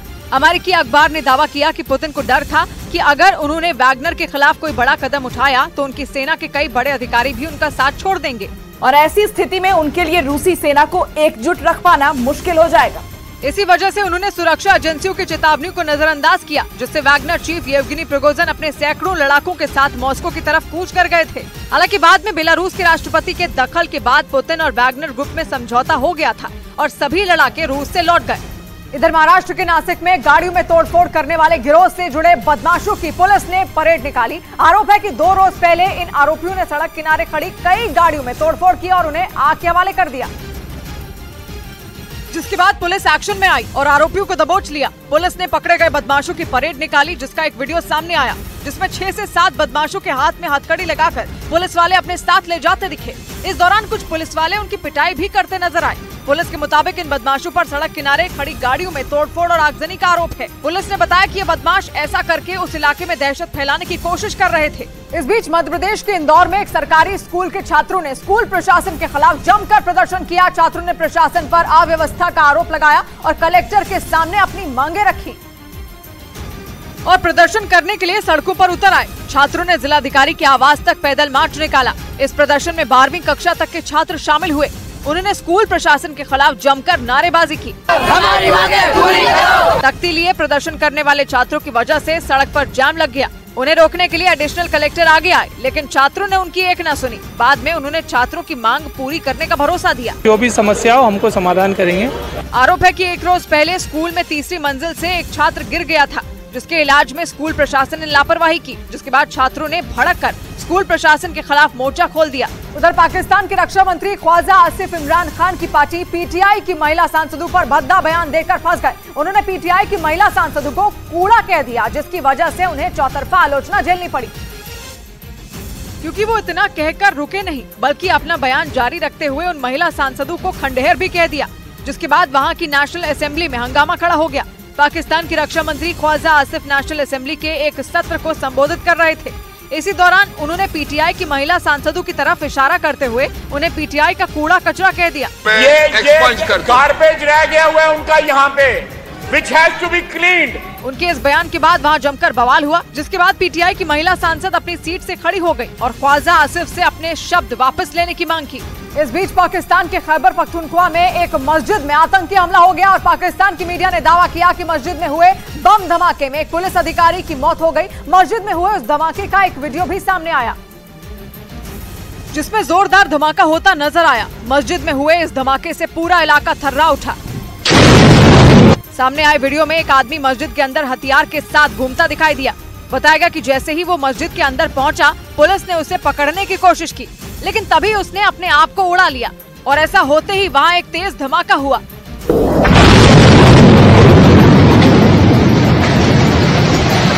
धमाके की वजह से पूरी की पूरी मस्जिद धराशायी हो गई। बताया गया कि पुलिस को उस मस्जिद में 2 आतंकियों की मौजूदगी की सूचना मिली, जिसके बाद पुलिस की टीम वहां पहुंच गई और उन आतंकियों को पकड़ने के लिए सर्च ऑपरेशन चलाया। लेकिन तभी एक आतंकी ने खुद को बम से उड़ा लिया। हालांकि दूसरे आतंकी को गिरफ्तार कर लिया गया। वहीं पाकिस्तान के कराची से अहमदिया मुस्लिम समुदाय के खिलाफ नफरत का एक और वीडियो सामने आया। वहां पर कुछ लोगों ने दिन दहाड़े भीड़ भाड़ वाले इलाके में एक अहमदी मस्जिद पर दावा बोल दिया। पाकिस्तान में अहमदिया समुदाय को मुसलमान माना ही नहीं जाता और इसलिए वहां अहमदिया मुसलमानों की मस्जिदों पर बड़े हमले होते रहते हैं। पाकिस्तान की मीडिया के मुताबिक कराची के एक इलाके में अहमदी मस्जिद का नामो निशान मिटाने के लिए कुछ लोगों ने इस पर हमला कर दिया। वो लोग वहां हथौड़ा लेकर पहुंचे और मस्जिद में तोड़फोड़ शुरू कर दी। इसके बाद मस्जिद के अंदर बाहर दीवार और गुम्बद सब कुछ उन बदमाशों ने तोड़ दिया। बताया गया कि सभी आरोपी चेहरे पर नकाब पहनकर मोटरसाइकिल से कराची के अहमदिया मुस्लिम समुदाय की मस्जिद पहुंचे थे। पाकिस्तान की सरकार अहमदिया समुदाय को मुसलमान नहीं मानती। इतना ही नहीं, अहमदिया समुदाय खुद को मुस्लिम भी नहीं बता सकते हैं। उधर ब्रिटेन की मीडिया ने दावा किया कि यूक्रेन के पड़ोसी देश स्लोवाकिया में घातक पेट्रियट डिफेंस सिस्टम तैनात कर नेटो ने पुतिन का सिरदर्द बढ़ा दिया। स्लोवाकिया खुद नेटो का सदस्य है और जंग में यूक्रेन का मददगार है और इसी वजह से यूरोप के कई दूसरे देशों की तरह स्लोवाकिया भी पुतिन के निशाने पर है। यही नहीं, रूसी सेना कई बार यूक्रेन के पड़ोसी देश स्लोवाकिया पर हमले की धमकी तक दे चुकी है, जिसे देखते हुए नेटो स्लोवाकिया को मजबूत करने में जुटा है। इसी कड़ी में नेटो ने वहां अमेरिका के पेट्रियट मिसाइल डिफेंस सिस्टम तैनात कर दिए, जिसकी गिनती दुनिया के सबसे खतरनाक हथियारों में की जाती है, क्योंकि इसमें सतह से हवा में मार करने की गजब की ताकत है। इसके एक लॉन्चर में 4 मिसाइलें होती हैं, यानी एक बार में 4 मिसाइलों को दागा जा सकता है। ये इतना ताकतवर है कि उड़ते ड्रोन, बैलिस्टिक मिसाइलें, क्रूज मिसाइलें, हवाई जहाज और हेलीकॉप्टरों को ढेर कर सकता है। वहीं पश्चिमी मीडिया ने दावा किया कि यूक्रेन के रक्षा मंत्री ने क्राइमिया पर भीषण हमले की धमकी दे डाली। यूक्रेन के रक्षा मंत्री ने दावा किया कि अगर क्राइमिया को रूस से अलग कर दिया तो युद्ध में यूक्रेन की जीत हो जाएगी और इसके लिए ज़ेलेंस्की की फौज ने क्राइमिया को रूस के बाकी हिस्से से जोड़ने वाले कर्च ब्रिज को उड़ाने का प्लान तैयार कर लिया। यूक्रेन के रक्षा मंत्री ने दावा किया कि बहुत जल्द क्राइमिया को रूस के कब्जे से आजाद कर लिया जाएगा, जिसके बाद रूस का यूक्रेन तक हथियार पहुंचाना मुश्किल हो जाएगा, क्योंकि क्राइमिया के रास्ते ही पुतिन यूक्रेन में जंग लड़ रही अपनी सेना के लिए हथियारों की सप्लाई करते हैं। क्राइमिया यूक्रेन का हिस्सा है, लेकिन उस पर 9 साल पहले पुतिन ने कब्जा कर लिया था और इस इलाके को रूस से जोड़ने के लिए उन्होंने कर्च ब्रिज बनवाया था। लेकिन अब ज़ेलेंस्की किसी भी कीमत पर पुतिन के पंजे से इस इलाके को आजाद कराना चाहते हैं। यूक्रेन के रक्षा मंत्री ने तो दावा किया कि अगले साल युद्ध जीतकर यूक्रेन नेटो में भी शामिल हो जाएगा। वहीं अनाज निर्यात करने की डील पर रूस के पाबंदी लगाते ही यूक्रेन एक बार फिर अमेरिका से F-16 लड़ाकू विमान की डिमांड करने लगा। यूक्रेन ने उम्मीद जताई कि अगर उसकी सेना को F-16 मिल गया तो वो रूस की मनमानी पर रोक लगा सकेगा, क्योंकि उसका मानना है कि F-16 विमान रूस पर लगाम लगाने में बहुत मददगार साबित होगा। ऐसा इसलिए क्योंकि काला सागर के इलाके में रूस ने अनाज से भरे यूक्रेन के जहाजों के निकलने पर पूरी तरह रोक लगा दी। और यूक्रेन का आरोप तो ये भी है कि इस इलाके में रूस ने उसके कई जहाजों को निशाना बनाया, जिसके बाद यूक्रेन ने एक बार फिर अमेरिका से F-16 विमान देने की गुजारिश की ताकि आसमान से रूस के जहाजों और युद्धपोतों पर हमले किए जा सके। ज़ेलेंस्की लड़ाकू विमानों की मांग पिछले कई महीनों से कर रहे हैं और वो चाहते हैं कि ये विमान यूक्रेन को जल्द से जल्द हासिल हो जाएं। इस बीच यूक्रेन ने आरोप लगाया कि पुतिन उसे समंदर में घेरने की कोशिश में जुट गए और ज़ेलेंस्की के मुताबिक रूस ने अनाज की डील रद्द करने के बाद यूक्रेन के बंदरगाहों को घेरना शुरू कर दिया ताकि यूक्रेन तक समुद्र के रास्ते पहुंचने वाली हर मदद को रोका जा सके। ज़ेलेंस्की ने दावा किया कि रूस ने ओदेसा से लगने वाली समुद्री सीमा पर सैनिकों से भारी नावों को तैनात कर दिया।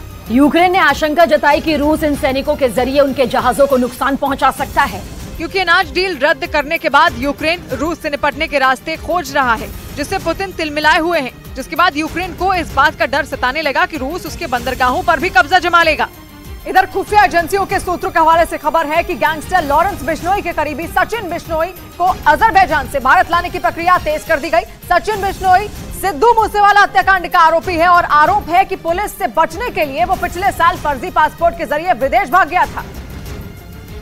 और पुलिस सूत्रों के मुताबिक मूसेवाला को मारने की प्लानिंग में सचिन बिश्नोई भी शामिल था। सूत्र ये भी बताते हैं कि सचिन लॉरेंस बिश्नोई का भांजा है। यही नहीं, मूसेवाला की हत्या करने के बाद सचिन बिश्नोई ने बकायदा न्यूज 18 को फोन करके हत्या की जिम्मेदारी भी ली थी। और पुलिस सूत्रों का कहना है कि लॉरेंस बिश्नोई ने ही उसे पुलिस से बचाने के लिए फेक पासपोर्ट पर विदेश भगा दिया था। लेकिन अगस्त 2022 में उसे अजरबैजान में गिरफ्तार कर लिया गया था। और अब खुफिया सूत्रों के हवाले से खबर है कि अजरबैजान से सचिन बिश्नोई को लाने की प्रक्रिया तेज कर दी गई। मतलब आने वाले कुछ दिनों में लॉरेंस का करीबी सचिन बिश्नोई भारत में जांच एजेंसियों के शिकंजे में होगा। और खुफिया एजेंसियों के सूत्रों के मुताबिक एनआईए ने गैंगस्टर लॉरेंस बिश्नोई के करीबी विक्रम बराड़ को यूएई से भारत लाने के दौरान गिरफ्तार कर लिया। विक्रम बराड़ राजस्थान के हनुमानगढ़ का रहने वाला है और उसकी गिरफ्तारी देश में आतंकियों और गैंगस्टरों के बीच बढ़ते सांठगांठ के मामले में की गई, क्योंकि आरोप है कि विक्रम बराड़ न सिर्फ लॉरेंस बिश्नोई के लिए काम करता था बल्कि वो आतंकी संगठनों के लिए भी काम कर रहा था। पुलिस के सूत्र बताते हैं कि सिद्धू मूसेवाला की हत्या में भी विक्रम बराड़ ने लॉरेंस गैंग की मदद की थी। और इसके अलावा बराड़ टारगेट किलिंग, हथियारों की तस्करी और जबरन वसूली समेत 11 मामलों में वांटेड भी है और उस पर 20 से ज्यादा केस दर्ज हैं। यही नहीं, उसके खिलाफ 11 लुकआउट नोटिस भी जारी हो चुके थे। आरोप है कि विक्रम बराड़ यूएई से लॉरेंस बिश्नोई और आतंकी संगठनों के लिए काम कर रहा था, लेकिन यूएई में उसे पकड़ लिया गया और फिर भारत लाने के दौरान एनआईए ने उसे गिरफ्तार कर लिया।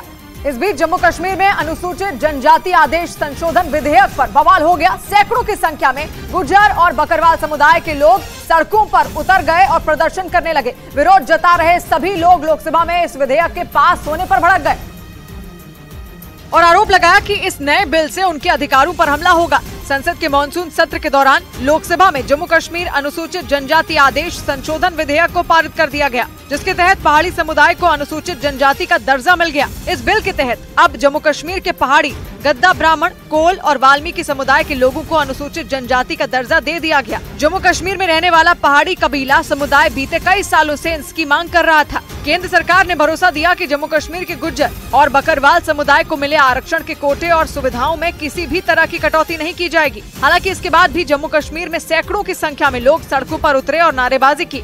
उधर दक्षिण अमेरिकी देश इक्वाडोर की जेल में भड़के दंगों में 31 कैदियों की मौत हो गई और 5 दिन पहले वहां एक जेल में हिंसा भड़क गई थी, जिसके बाद सरकार ने देश की सभी जेलों में 60 दिनों की इमरजेंसी का ऐलान कर दिया था, क्योंकि वहां कई जेलों में हालात बिगड़ गए। गुआयाकिल शहर की जेल में भड़के दंगे के बाद सरकार ने सेना को उतार दिया। वहां से सामने आए एक वीडियो में हथियारों से लैस करीब 2700 सेना और पुलिस के जवान जेल में तैनात दिखे, जिन्होंने उपद्रव करने वाले कैदियों को हिरासत में ले लिया। जेल में छापेमारी के दौरान भारी मात्रा में हथियार और गोला बारूद बरामद किया गया। जेलों में उस वक्त भड़के जब 20 अगस्त को वहां राष्ट्रपति पद के लिए चुनाव होने वाले हैं। सरकार ने जानकारी दी कि देश की 6 जेलों में भड़की हिंसा के बाद बंधक बनाए गए सभी 120 अधिकारियों और जेल कर्मियों को छुड़ा लिया गया। इक्वाडोर की सरकार के मुताबिक हिंसा प्रभावित जेलों में तब तक सेना की तैनाती रहेगी जब तक स्थिति नियंत्रित नहीं हो जाती। वहीं स्वीडन में कुरान का अपमान करने वाले प्रदर्शनकारियों को ईरान की सेना की ब्रांच IRGC ने अंजाम भुगतने की धमकी दे डाली, जबकि एक रोज पहले स्वीडन को ईरान के supreme leader ayatollah Ali Khamenei ने भी कुरान का अपमान करने वालों को मुस्लिम देशों को सौंप देने की चेतावनी दी थी, जिसके बाद ईरान की सेना की branch Islamic revolutionary core Sweden में कुरान का अपमान करने वाले प्रदर्शनकारियों पर भड़क उठा। ईरान की मीडिया के मुताबिक IRGC ने स्वीडन के प्रदर्शनकारियों को धमकी देते हुए उन्हें जल्द पकड़कर सख्त से सख्त सजा देने का ऐलान किया। ईरान की मीडिया के मुताबिक स्वीडन में प्रदर्शनकारियों को दूसरी बार कुरान का अपमान करने की इजाजत मिलने के बाद ये गुस्सा फूट पड़ा। जबकि एक रोज पहले ईरान के supreme leader ayatollah Ali Khamenei ने भी स्वीडन को धमकी दी थी और कुरान का अपमान करने वाले प्रदर्शनकारियों को मुस्लिम देशों को सौंपने की मांग की। इधर ईरान ने दावा किया कि उसने कासिम सुलेमानी की कब्र को उड़ाने की योजना बना रही इजराइल की खुफिया एजेंसी मोसाद की साजिश को नाकाम कर दिया। ईरान ने आरोप लगाया कि उसके आम इजराइल के निशाने पर न सिर्फ सुलेमानी की कब्र बल्कि ईरान के कई और लोग भी थे। लेकिन इससे पहले कि ईरान को दहलाने की साजिश पूरी हो पाती, ईरान ने मोसाद की साजिश को नाकाम करने का दावा किया। ईरान के मुताबिक इजराइल की खुफिया एजेंसी मोसाद ने मिलकर ईरान के अलग अलग शहरों में आतंक मचाने की तैयारी की थी, लेकिन दावा किया गया कि उसका टारगेट ईरान की कुद्स फोर्स के प्रमुख रहे जनरल कासिम सुलेमानी की कब्र भी थी, जिसको उड़ाने का प्लान तैयार किया गया। इतना ही नहीं, खबर के मुताबिक मुहर्रम जुलूस के दौरान भी ईरान को दहलाने का प्लान बनाया गया। हालांकि ईरान ने दावा किया कि धमाकों के लिए इकट्ठा किए गए बमों को उसकी सेना ने जब्त कर लिया, जिससे एक बड़ा खतरा टल गया। इधर महाराष्ट्र के नासिक से हैरान कर देने वाला एक वीडियो सामने आया। वहां एक तेंदुए ने घर में घुसकर एक कुत्ते पर हमला कर दिया और ये घटना उस वक्त हुई जब वो कुत्ता सो रहा था। तभी तेंदुए ने सो रहे उस कुत्ते पर हमला कर दिया। इस घटना का जो सीसीटीवी वीडियो सामने आया उसमें वो कुत्ता घर के दरवाजे के पास सोता नजर आया, जबकि दूसरा कुत्ता कुर्सी पर बैठा दिखाई दिया। इसी दौरान वहां एक तेंदुआ पहुंच गया। इससे पहले कि दरवाजे के पास लेटा कुत्ता कुछ समझ पाता, तेंदुआ उस पर झपट पड़ा। जैसे ही इसकी आहट दूसरे कुत्ते को लगी, उसने उस तेंदुए पर अटैक कर दिया। इसके बाद जो हुआ, ब्रेक के बाद।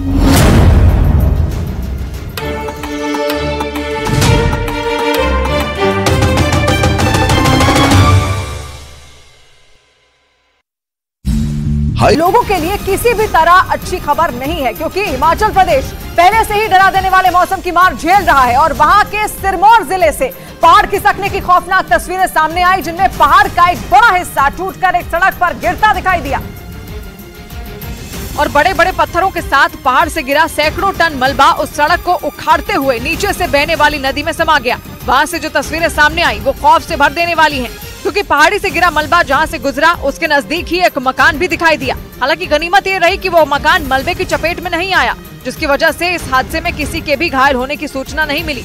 लेकिन पहाड़ खिसकने की घटना की वजह से सिरमौर के शिलाई इलाके को राजधानी शिमला से जोड़ने वाली सड़क को भारी नुकसान पहुंचा, जिसकी वजह से उसे बंद कर दिया गया। इस बीच मौसम विभाग ने हिमाचल प्रदेश में अगले 2 दिनों की बारिश को लेकर ऑरेंज अलर्ट जारी कर दिया, जिसका मतलब है कि राज्य में एक बार फिर मौसम खराब होने की आशंका है, जिससे लोगों की परेशानी बढ़ जाएगी। क्योंकि हिमाचल प्रदेश पहले से ही भारी बारिश से बेहाल है। राज्य में पिछले 1 महीने से आसमान से बारिश के रूप में आफत बरस रही है। लोगों को सबसे ज्यादा परेशानी पहाड़ खिसकने की बढ़ती घटनाओं से है, जिसकी वजह से कई जगहों पर नेशनल हाईवे बंद है, तो दूसरी सड़कों का भी बुरा हाल है। इस बीच मौसम विभाग ने हिमाचल के 8 जिलों चंबा, कांगड़ा, कुल्लू, मंडी, बिलासपुर, सोलन और सिरमौर में भारी बारिश की चेतावनी जारी की। यानी भारी बारिश से परेशान लोगों की मुसीबतें और बढ़ जाएंगी। सरकारी आंकड़ों के मुताबिक पिछले 1 महीने में राज्य को मौसम की मार से हजारों करोड़ों का नुकसान हो चुका है और हिमाचल प्रदेश में बरसती आफत के बीच वहाँ पहाड़ खिसकने की एक और खौफनाक घटना भी देखने को मिली। वहाँ पर पहाड़ से टूटकर आई चट्टानों ने चंडीगढ़ मनाली नेशनल हाईवे को बंद कर दिया, जिसके बाद वहां से निकलना मुश्किल हो गया। बताया गया कि वहां रात करीब 1 बजे पहाड़ दरकने की घटना हुई, जिसके बाद चट्टान के बड़े बड़े टुकड़े खिसककर चंडीगढ़ मनाली नेशनल हाईवे पर आ गए। पहाड़ खिसकने की वजह से वहां इतना मलबा जमा हो गया कि पूरा का पूरा हाईवे जाम हो गया।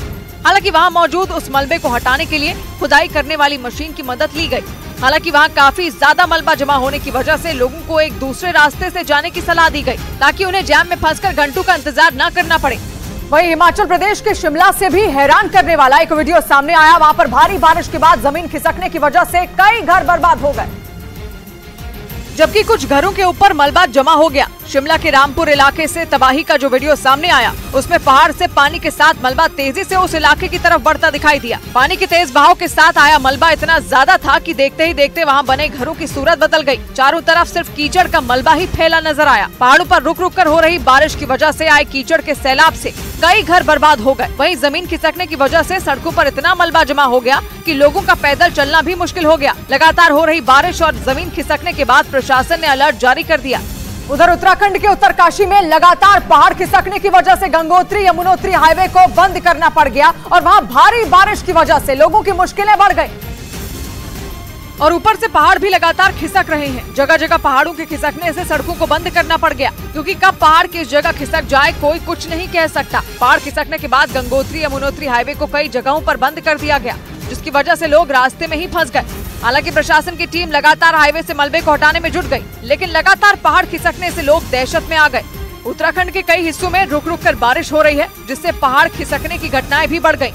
इधर मूसलाधार बारिश की वजह से उत्तर प्रदेश के नोएडा में हालात बिगड़ गए और भारी बारिश की वजह से स्कूलों में छुट्टी करनी पड़ गई, क्योंकि बारिश के बाद सड़कें तालाब बन गई और कई जगह 3 फीट से ज्यादा पानी भर गया, जिसकी वजह से गाड़ियों की रफ्तार पर ब्रेक लग गया। क्योंकि वहां से सामने आए एक वीडियो में सड़क पर समंदर की तरह लहरें उठती दिखी। सड़क पर भरा पानी कुछ इलाकों में लोगों के घरों में घुस गया। नोएडा के सेक्टर 27 की तस्वीर ये है कि पूरी तरीके से सड़क पर पानी भर चुका है और ये जो पानी है अब घरों के अंदर घुस रहा है। सड़क पर पानी भरने की वजह से कई गाड़ियां खराब हो गईं, जिन्हें धक्के लगाकर पानी के बाहर ले जाना पड़ा। एक तस्वीर में एक शख्स अपने स्कूटर को धक्के लगाकर ले जाता दिखा, लेकिन पानी इतना ज्यादा था कि कुछ दूर जाने पर वो अपना संतुलन खो बैठा और स्कूटर पानी में पलट गया। वहीं एक दूसरे वीडियो में बीच सड़क पर एक कार बंद पड़ गई, जिसकी वजह से वहां जाम लग गया। इसी वीडियो में पीछे से आ रहा एक ऑटो भी सड़क पर पानी भरने की वजह से खराब हो गया। नोएडा में बिगड़े मौसम की वजह से दिन के वक्त इतना अंधेरा छा गया कि गाड़ियों को हेडलाइट जलानी पड़ी। उधर कुछ घंटों की बारिश ने एक बार फिर दिल्ली में लोगों की परेशानी बढ़ा दी, क्योंकि आसमान से बरसी आफत की वजह से दिल्ली की सड़कों पर कई जगह पानी भर गया, जिसकी वजह से लंबा ट्रैफिक जाम लग गया। दिल्ली के गीता कॉलोनी इलाके में सड़क पर पानी भरने की वजह से गाड़ियां रेंगती दिखी। गाड़ियां बंद हो रही हैं, बच्चों के स्कूलों में दिक्कत हो रही है जाने में। बारिश के बाद गीता कॉलोनी जैसा हाल दिल्ली के दूसरे इलाकों में भी दिखा। बदरपुर बॉर्डर इलाके में भी सड़क पर पानी भर गया, जिसकी वजह से सभी गाड़ियां एक किनारे से गुजरती दिखी। दिल्ली के आईटीओ का हाल भी बारिश के बाद बेहाल नजर आया। सड़क पर भरे पानी की वजह से लोग परेशान दिखे। आने जाने वाले लोग मजबूरी में गंदे पानी के बीच से होकर गुजरते दिखे। और भारी बारिश की वजह से दिल्ली ही नहीं, उसके आसपास के इलाकों में भी जलभराव हो गया, जिसकी वजह से गाजियाबाद में दिल्ली जाने वाली सड़क पर लंबा जाम लग गया और लोग घंटों तक उसमें फंसे दिखे। गाजियाबाद और मेरठ की तरफ से दिल्ली जाने वाली गाड़ियां सड़क पर रेंगती दिखी। दिल्ली में गाजीपुर इलाके के पास का जो इलाका है, यहाँ पर तस्वीरें देखें तो लगातार ये जो जैम है, जैम की स्थिति यहाँ पर उत्पन्न हो रही है। बारिश के बाद गाजियाबाद में ठाकुर द्वारा फ्लाईओवर, हापुड़ चुंगी, मेरठ तिराहा, Mohan Nagar, Gaushala underpass, NH24 elevated road, Arthala metro station के पास और साहिबाबाद में राजेंद्र नगर के पास लोग ट्रैफिक जैम से जूझते दिखे, क्योंकि इनमें से ज्यादातर जगहों पर बारिश का पानी भर गया था। कई रिहायशी इलाकों में भी सड़कें तालाब बन गई। कई जगहों पर मैनहोल बंद होने की वजह से लबालब पानी भरा नजर आया। वहीं उत्तर प्रदेश के गाजियाबाद, नोएडा और ग्रेटर नोएडा में हिंडन नदी ने कोहराम मचा दिया। नदी का पानी रिहायशी इलाकों में घुस गया, जिसकी वजह से लोगों को भारी परेशानी का सामना करना पड़ा और एहतियातन प्रशासन ने निचले इलाकों को खाली करा लिया और लोगों से नदी से दूर रहने की अपील की। हिंडन नदी में जलस्तर बढ़ने की वजह से लोनी, मोहन नगर और साहिबाबाद के कई गाँव पानी में डूब गए। हिंडन में आई बाढ़ से सबसे ज्यादा नुकसान गाजियाबाद के करहेड़ा गांव में हुआ। रिहायशी इलाके हैं जो हिंडन नदी से सटे हुए इलाके हैं, वहाँ देखिए पानी किस तरीके से भर चुका है। इस घर के अंदर पूरी तरीके से पानी भर चुका है। हिंडन में आई हाहाकारी बाढ़ की वजह से ग्रेटर नोएडा के सुतियाना, बिसरक, हैबतपुर, चोटपुर, बहलोलपुर, छिजारसी और चकशाहबेरी समेत 15 से ज्यादा गाँव में पानी भर गया। डूबे क्षेत्र में रहने वाले लोग किसी तरह अपनी जान बचाकर सुरक्षित जगहों पर भागे। जब पानी हमारा बढ़ता हुआ देखा, हमने अपना सामान निकाला, जो भी निकाल मिला, और जल्दी से बच्चों को लेके कॉलोनी में पहुंचे। प्रशासन ने हिंडन के पानी में डूबे गांव में राहत और बचाव से जुड़ी टीमों को तैनात कर दिया। इस बीच दिल्ली के पास ग्रेटर नोएडा में हिंडन नदी के पानी में 350 से ज्यादा गाड़ियों ने जल समाधि ले ली। यमुना की तरह हिंडन नदी का जलस्तर बढ़ने से ग्रेटर नोएडा के कई इलाकों में बाढ़ जैसे हालात बन गए। नदी का पानी एक कार डंपिंग यार्ड में भी घुस गया और जिसका वीडियो भी सोशल मीडिया पर वायरल हो गया, जिसमें ग्रेटर नोएडा के एक इलाके में बड़ी संख्या में खड़ी कारें डूबी दिखाई दी। जो वीडियो वायरल हुआ उसमें सफेद रंग की 350 से ज्यादा गाड़ियां गले तक डूबी नजर आईं। ड्रोन से बनाए गए एक वीडियो में कारों की सिर्फ छत ही दिखाई दी, लेकिन हालात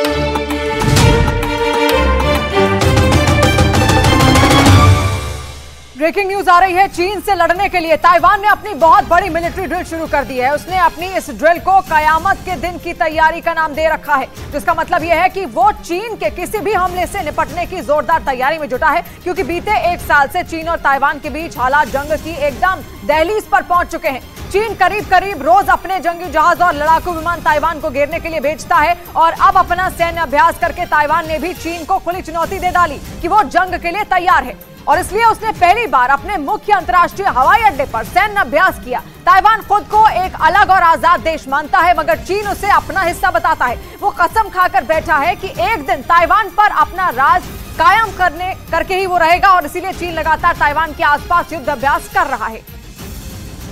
इसलिए चीन को जवाब देने के लिए ताइवान ने भी अपनी ताकत दिखाई, जिसकी सामने आई तस्वीरों में ताइवान के ऊपर कई अपाचे हेलीकॉप्टर मंडराते नजर आए। हेलीकॉप्टरों के लैंड होते ही ताइवान के सैनिक बंदूकें तानकर रनवे पर अपने दुश्मनों से लोहा लेने के लिए दौड़ पड़े। इस ड्रिल के जरिए ताइवान की सेना ने इस बात की प्रैक्टिस की कि जब दुश्मन उसके एयरपोर्ट पर कब्जा कर ले तो उसे कैसे धूल चटाई जाएगी। और चीन से मुकाबले के लिए ताइवान सिर्फ ड्रिल ही नहीं कर रहा, बल्कि उसने बड़े पैमाने पर हथियार बनाने की तैयारी भी शुरू कर दी है। पश्चिमी मीडिया के मुताबिक ताइवान खुद हथियारों का बड़ा भंडार जमा करने जा रहा है, क्योंकि ताइवान अब तक अपनी सेना के लिए ज्यादातर हथियार अमेरिका से खरीदता आया है। लेकिन दावा किया गया कि ताइवान अब अमेरिका पर अपनी निर्भरता को कम करना चाहता है, जिसके लिए ताइवान में ही हथियार बनाने वाले प्लांट लगाने पर तैयारी शुरू कर दी गई है। पश्चिमी मीडिया के मुताबिक ताइवान की सरकार ने अपने देश में इन प्लांटों को लगाने में अमेरिका की हथियार बनाने वाली कंपनियों से मदद की मांग की, ताकि चीन से मिल रही चुनौतियों का मुंहतोड़ जवाब देने के लिए ताइवान की सेना को जितने भी हथियारों की जरूरत हो उन्हें ताइवान में ही बनवाया जा सके। लेकिन ताइवान की तैयारियों को देखकर चीन भी चुप नहीं बैठा, बल्कि उसने एक एयर शो के बहाने अपने लड़ाकू विमानों की ताकत दिखाई। चीन ने जिलिन प्रांत में चल रहे अपने इस एयर शो का एक वीडियो जारी किया, जिसमें उसके सबसे खतरनाक लड़ाकू विमान नजर आए और कहा जा रहा है कि इसके जरिए उसने ताइवान और अमेरिका को एक साथ ये बता दिया कि आसमान में उसकी ताकत किसी से भी कम नहीं है, क्योंकि चीन की ओर से जो वीडियो जारी किया गया उसमें उसके सबसे खतरनाक बताए जा रहे लड़ाकू विमान नजर आए, जिनमें स्टेल्थ तकनीक से लैस चीन का J-20 फाइटर जेट भी दिखा, जो रडार को भी चकमा देने में माहिर है। इसके अलावा एयर शो में चीन का YY-20 टैंकर एयरक्राफ्ट भी उड़ान भरता दिखाई दिया। YY-20 चीन का ईंधन भरने वाला सबसे आधुनिक विमान है। चीन ने इस शक्ति प्रदर्शन के बाद दावा किया कि उसके दोनों विमान लंबी दूरी की लड़ाई के लिए पूरी तरह तैयार हो गए। इस बीच चीन और रूस की नौसेनाओं की जॉइंट ड्रिल खत्म होने के 3 दिन के अंदर ही दोनों देशों ने एक बार फिर समंदर में अमेरिका से लड़ने की तैयारी शुरू कर दी। चीन ने ऐलान किया कि वो रूस के साथ बहुत जल्द प्रशांत महासागर में जॉइंट पेट्रोल करने वाला है और हो सकता है कि इस बार अमेरिका से लड़ने की प्रैक्टिस करते करते चीन और रूस के जंगी जहाज अमेरिका के बगल में ही पहुंच जाएं, क्योंकि माना जा रहा है कि चीन और रूस की ये एक्सरसाइज जापान सागर से शुरू होकर बेरिंग सागर तक पहुंच सकती है और बेरिंग सागर उत्तरी प्रशांत महासागर का वो हिस्सा है जिसके पूर्व में अमेरिका है। चीन, रूस और अमेरिका के बीच बस प्रशांत महासागर का ही फासला है और चीन और रूस उसी प्रशांत महासागर के उत्तर और पश्चिम में साझा अभ्यास करेंगे। उनकी इस ज्वाइंट पेट्रोल के ऐलान को अमेरिका और उसके साथियों को चुनौती माना जा रहा है, क्योंकि फिलहाल ऑस्ट्रेलिया में दुनिया की सबसे बड़ी मिलिट्री एक्सरसाइज चल रही है, जिसमें अमेरिका, कनाडा, जापान और ब्रिटेन समेत 13 देश हिस्सा ले रहे हैं और उनके निशाने पर चीन है। इधर महाराष्ट्र के नासिक से हैरान कर देने वाला एक वीडियो सामने आया। वहां पर एक तेंदुए ने घर में घुसकर एक कुत्ते पर हमला कर दिया। ये घटना उस वक्त हुई जब वो कुत्ता सो रहा था, तभी तेंदुए ने सो रहे उस कुत्ते पर हमला कर दिया। इस घटना का जो सीसीटीवी वीडियो सामने आया उसमें वो कुत्ता घर के दरवाजे के पास सोता नजर आया, जबकि दूसरा कुत्ता कुर्सी पर बैठा दिखाई दिया। इसी दौरान वहां एक तेंदुआ पहुंच गया। इससे पहले कि दरवाजे के पास लेटा कुत्ता कुछ समझ पाता, तेंदुआ उस पर झपट पड़ा। जैसे ही इसकी आहट दूसरे कुत्ते को लगी, उसने उस तेंदुए पर अटैक कर दिया। कुत्ते के हमले की वजह से तेंदुआ खौफ से भर गया और वो अपनी जान बचाने के लिए वहां से भाग निकला।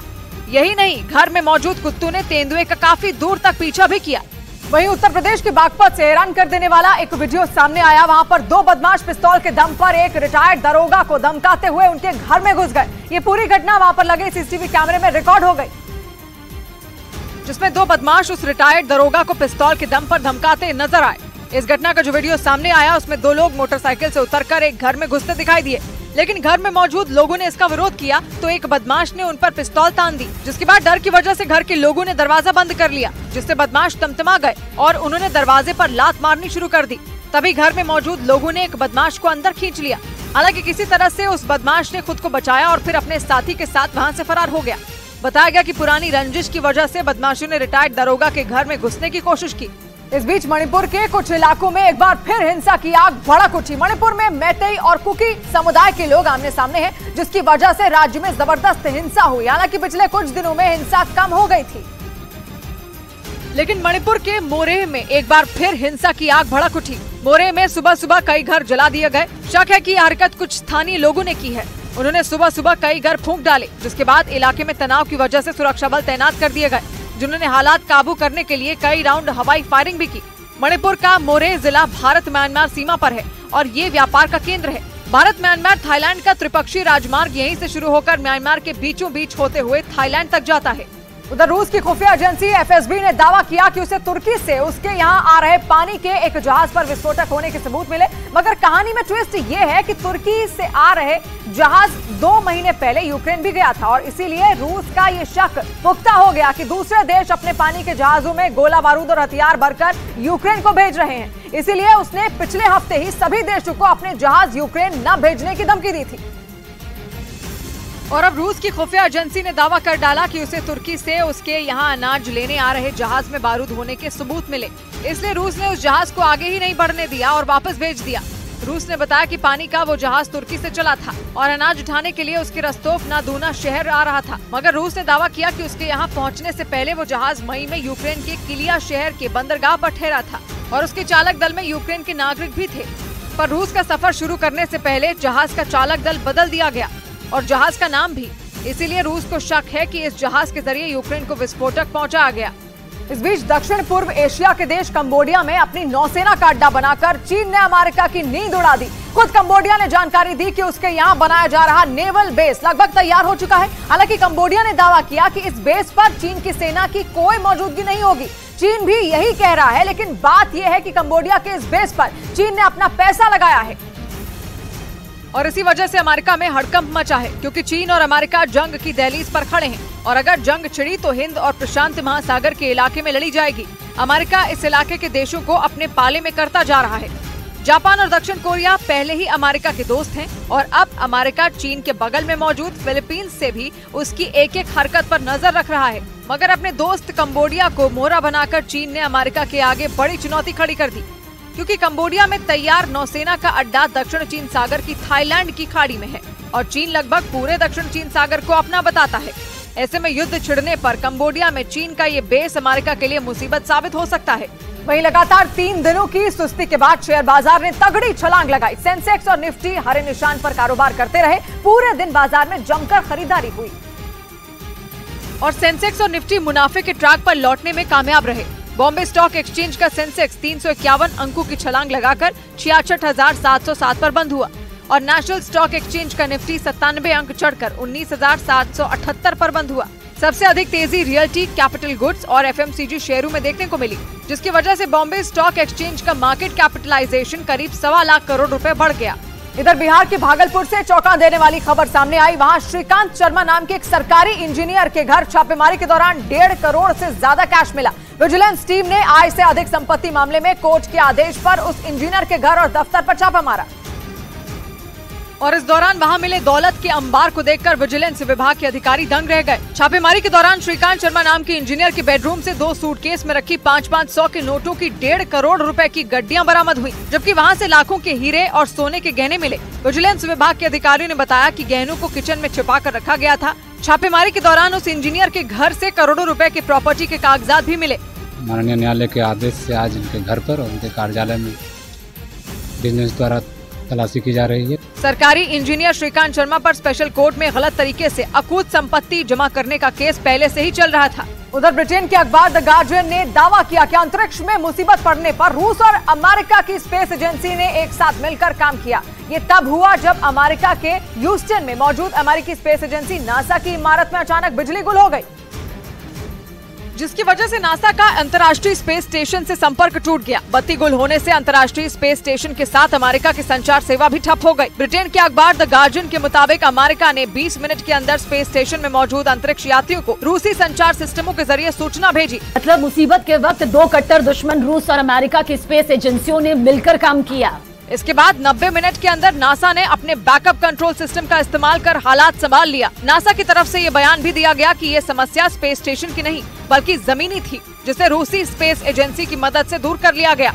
इधर यूक्रेन के पड़ोसी मोल्दोवा ने उसकी जासूसी के दावे होने पर रूस के राजदूत को तलब कर दिया और इतना ही नहीं, इस खबर के बीच मोल्दोवा ने रूस के दूतावास को उसके स्टाफ में भी कटौती करने के लिए कह दिया। और वैसे तो यूक्रेन की जंग की शुरुआत से ही रूस और मोल्दोवा आमने सामने है, मगर ताजा मामला तब गरमाया जब मीडिया में ये खबर सामने आई कि मोल्दोवा में अपने दूतावास के जरिए रूस उसकी जासूसी करने में लगा है, जिस पर मोल्दोवा भड़क गया। रूस की एक वेबसाइट और मोल्दोवा के एक न्यूज चैनल ने अपनी जॉइंट इन्वेस्टिगेशन में दावा किया कि मोल्दोवा में अपने दूतावास की छत पर रूस ने 28 सैटेलाइट डिश, एंटीना और दूसरे उपकरण लगाए हुए हैं, जिनसे उसकी खुफिया एजेंसी मोल्दोवा पर नजर रख रही है, क्योंकि मोल्दोवा नेटो का साथी है और यूक्रेन के साथ खड़ा है। हालांकि शुरुआत से ही रूस और मोल्दोवा एक दूसरे के दुश्मन नहीं थे। मोल्दोवा कभी सोवियत संघ का हिस्सा हुआ करता था, लेकिन आज वो अपना पाला बदलकर अमेरिका के खेमे का हिस्सा बन चुका है। वहीं राजस्थान का लाल डायरी वाला मुद्दा संसद परिसर में भी गूंजा, क्योंकि राजस्थान के बीजेपी सांसदों ने संसद के गेट पर लाल डायरी लेकर प्रदर्शन किया।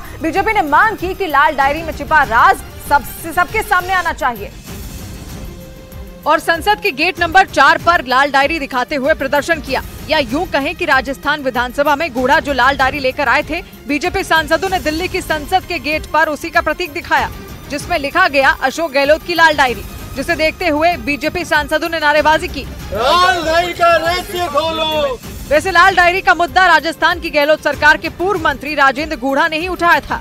इस बीच लाल डायरी के मुद्दे पर राजस्थान के पूर्व मंत्री राजेंद्र गूढ़ा और गहलोत सरकार के बीच तकरार बढ़ गई और पिछले हफ्ते मंत्री पद से बर्खास्त किए जा चुके राजेंद्र गूढ़ा ने राज्य के मुख्यमंत्री और उनके कई मंत्रियों के खिलाफ मोर्चा खोल दिया। उन्होंने एक लाल डायरी का हवाला देकर दावा किया कि वो डायरी गहलोत सरकार के कई राज खोल सकती है। राजेंद्र गूढ़ा ने ये तक दावा किया कि उस डायरी में विधायकों की खरीद फरोख्त से जुड़ी बातें भी लिखी है और यही नहीं, उन्होंने विधानसभा में लाल डायरी लहरा दी थी, जिसके बाद उन्हें सदन से निकाल दिया गया। लेकिन राजेंद्र गूढ़ा ने गहलोत सरकार पर हमले जारी रखे और उन्होंने झुंझुनू में अपने विधानसभा क्षेत्र में नारी सम्मान यात्रा निकाली, जिसमें वो ऊंटों की गाड़ी पर सवार होकर निकले। यात्रा के दौरान उन्होंने एक बार फिर लाल डायरी का मुद्दा उठाया। इनको जेल भिजवा सकती है लाल डायरी, इसीलिए सारे लोग उसके पीछे पड़े, इनके काले कारनामे उसके अंदर ही। लेकिन गहलोत सरकार के मंत्रियों ने लाल डायरी को फेक बताते हुए गूढ़ा पर कानूनी कार्रवाई की तैयारी कर ली। राजेंद्र गूढ़ा जी पे मानहानि का थाने में मुकदमा दर्ज करा। 2 दिन पहले राजेंद्र गूढ़ा ने विधानसभा में लाल डायरी लहराई थी। यही नहीं, सदन के बाहर उनकी मार्शलों से धक्का मुक्की भी हुई, क्योंकि लाल डायरी लहराने के बाद उन्हें सदन से निकाल दिया गया और वापस अंदर जाने से रोक दिया गया। उधर अमेरिका की मैनहट्टन से डरा देने वाला एक वीडियो सामने आया, जिसमें क्रेन के एक हिस्से में आग लग गई और आग इतनी भीषण थी कि उसने लोहे की क्रेन के उस हिस्से को पिघला दिया और इसी वजह से क्रेन का वो हिस्सा टूटकर गिर गया। इस दौरान क्रेन का वो हिस्सा सामने सड़क की दूसरी तरफ बनी एक इमारत से भी टकराया और ऐसा होते ही इमारत से भी मलबे का एक बड़ा टुकड़ा सड़क पर गिरता नजर आया, जबकि क्रेन का टूटा हुआ हिस्सा भी तेजी से सड़क पर गिरता दिखाई दिया। इस घटना से वहां हड़कंप मच गया। मलबे को गिरता देख लोग इधर उधर भागते नजर आए, जबकि क्रेन में लगी आग और भीषण होती दिखाई थी। गनीमत ये रही कि इस घटना में किसी को कोई चोट नहीं लगी और बाद में दमकल कर्मियों ने क्रेन में लगी आग को बुझा दिया। इस बीच यूरोप के देश होलैंड के एक द्वीप पर एक जहाज में आग लग गई और आग इतनी ज्यादा भीषण थी कि उसकी चपेट में आने से एक आदमी की मौत हो गई, जबकि कई लोग घायल हो गए। हालांकि जैसे ही आग लगने की जानकारी कोस्ट गार्ड को मिली, वो वहां पहुंच गए, जिसके बाद लोगों को बचाने का काम शुरू किया गया। हेलीकॉप्टर के साथ पहुंची रेस्क्यू टीम ने जहाज से लोगों को बचाने का काम शुरू किया, जिसके बाद आग की लपटों के बीच फंसे करीब 23 लोगों को सुरक्षित बचा लिया गया। हालांकि जहाज पर लगी आग काफी भीषण थी, इसलिए रेस्क्यू टीम ने पूरी जान झोंक दी। लोगों को बचाने के बाद रेस्क्यू टीम ने आग को बुझाने की भी कोशिश की, लेकिन आग के तांडव को शांत नहीं किया जा सका। उधर पश्चिमी ऑस्ट्रेलिया में समंदर किनारे पहुंची 50 से ज्यादा व्हेल मर गई। तैरते तैरते समंदर के किनारे पर पहुंचने और फिर पानी में वापस न जा पाने की वजह से दुनिया भर में कई व्हेल मारी जाती हैं। और वही ऑस्ट्रेलिया में हुआ। वहां से सामने आई तस्वीरों में समुद्र तट पर दर्जनों व्हेलों का जमावड़ा नजर आया। वो पानी के अंदर जाने की कोशिश में बुरी तरह छटपटाती दिखी। भारी भरकम व्हेलों को परेशानी में देखकर कई लोग उनकी मदद करते नजर आए। व्हेल की जो प्रजाति ऑस्ट्रेलिया में समंदर किनारे फंसी, उसके साथ ऐसा अक्सर होता है। वो कई बार भटकते हुए कम गहरे पानी की तरफ चली जाती है और ज्यादा वजन की वजह से वहाँ फंस जाती है। इधर देश की रक्षा से जुड़ी खबरें रिपोर्ट करने वाली website Indian defence research wing ने दावा किया कि चीन ने एक बार फिर अपनी नौसेना का एक जहाज हिंद महासागर के इलाके में भेज दिया। पिछले साल भी चीन ने युआनवांग 5 नाम का अपना जहाज हिंद महासागर में भेजा था और अब खबर है कि उसका युआनवांग 6 जहाज हिंद महासागर के लिए रवाना हो चुका है, जो कि कोई मामूली जहाज नहीं है। चीन का युआनवांग 6 जहाज लंबी रेंज की बैलिस्टिक मिसाइलों और सैटेलाइटों को ट्रैक कर सकता है। पिछले साल भी चीन ने रिसर्च करने की बात कह के अपना जहाज हिंद महासागर में भेजा था, मगर तब भी रक्षा विशेषज्ञों ने चीन के जहाज पर भारत की जासूसी करने का शक जताया था, क्योंकि पिछले कुछ साल में हिंद महासागर के इलाके में चीन के जंगी जहाजों और पनडुब्बियों की मौजूदगी बढ़ी है। यही वजह है कि भारतीय नौसेना चीन के जहाज की एक एक हरकत पर नजर बनाए हुए है। वहीं संसद में मणिपुर के मुद्दे पर हो रहे हंगामे के बीच स्पीकर ने कांग्रेस के अविश्वास प्रस्ताव को मंजूर कर लिया। सूत्रों के मुताबिक संसद में अगले हफ्ते अविश्वास प्रस्ताव पर चर्चा हो सकती है। मणिपुर के मुद्दे पर कांग्रेस समेत विपक्षी गठबंधन इंडिया में शामिल पार्टियां संसद में प्रधानमंत्री के बयान की मांग कर रही हैं, लेकिन सरकार का कहना है कि इस मामले पर चर्चा होगी और गृहमंत्री जवाब देंगे। और इसी बात के विरोध में संसद में खूब हंगामा हुआ, क्योंकि विपक्ष चाहता है कि मणिपुर के मुद्दे पर गृहमंत्री नहीं बल्कि प्रधानमंत्री संसद में बयान दें। और इसी खींचतान के बीच कांग्रेस सांसद गौरव गोगोई ने लोकसभा में अविश्वास प्रस्ताव पेश कर दिया, जिसका कई विपक्षी पार्टियों ने समर्थन किया। ये सभा मंत्री परिषद में विश्वास का अभाव प्रकट करती है। यही नहीं, अगले दिन की कार्रवाई के लिए कांग्रेस ने राज्यसभा में अपने सभी सांसदों को मौजूद रहने का निर्देश दिया और 3 लाइन का व्हिप जारी कर दिया। इधर कांग्रेस के अविश्वास प्रस्ताव पेश करते ही बीजेपी और कांग्रेस में जुबानी जंग छिड़ गई। कांग्रेस ने खुलकर कहा कि उसने ये अविश्वास प्रस्ताव इसलिए पेश किया क्योंकि प्रधानमंत्री ने अब तक संसद में मणिपुर पर बयान नहीं दिया, जबकि बीजेपी ने कांग्रेस पर पलटवार करते हुए साफ कर दिया कि अविश्वास प्रस्ताव पर चर्चा के दौरान केवल मणिपुर का ही नहीं बल्कि बिहार, बंगाल और राजस्थान का भी मुद्दा उठेगा।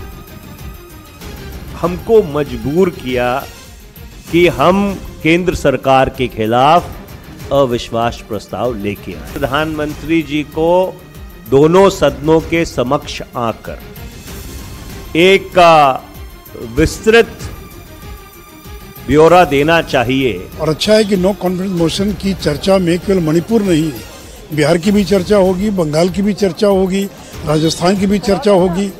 इस बीच ज्ञानवापी मस्जिद में सर्वे पर फिलहाल रोक जारी रहेगी और इस मामले में इलाहाबाद हाईकोर्ट में दोपहर 3 बजे दोबारा सुनवाई होगी। इससे पहले सुप्रीम कोर्ट ने ज्ञानवापी मस्जिद में एएसआई के सर्वे पर 2 दिन की रोक लगाते हुए मुस्लिम पक्ष को हाईकोर्ट जाने को कहा था, जिसके बाद हाईकोर्ट में मामले पर सुनवाई हुई, जिसमें इलाहाबाद हाईकोर्ट ने एएसआई से पूछा कि उसे सर्वे पूरा करने के लिए कितना समय चाहिए, जिसके बाद एएसआई ने हाईकोर्ट से कहा कि वो 31 जुलाई तक सर्वे पूरा कर सकता है। इस बीच मुस्लिम पक्ष ने इस मामले पर 2 दिन का और वक्त मांग लिया, जिसके बाद इलाहाबाद हाईकोर्ट ने सुनवाई जारी रखने का फैसला किया और दोपहर 3 बजे इस मामले पर फिर से सुनवाई होगी। इससे पहले वाराणसी की जिला अदालत ने ज्ञानवापी मस्जिद में सर्वे की इजाजत दी थी, जिसके बाद एएसआई की टीम ने वहां सर्वे शुरू ही किया था कि सुप्रीम कोर्ट ने 2 दिन के लिए सर्वे पर रोक लगा दी।